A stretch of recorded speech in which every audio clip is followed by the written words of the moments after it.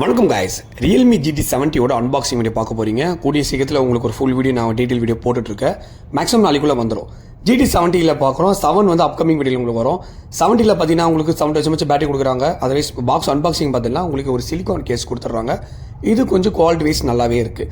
Otherwise பார்க்கும்போது பாக்ஸில் வேறு என்ன இருக்குது அப்படின்னு பார்த்தீங்கன்னா உங்களுக்கு 4 ஒரு ஹேண்ட்செட் இருக்கும். ஒரு எக்ஸாம்பிள் GT70 நல்லா இருக்குங்க கைஸ். 7000 mAh பேட்டரி கொடுத்து 206 கிராமில் கொண்டு வந்திருக்காங்க. பெரிய விஷயம்.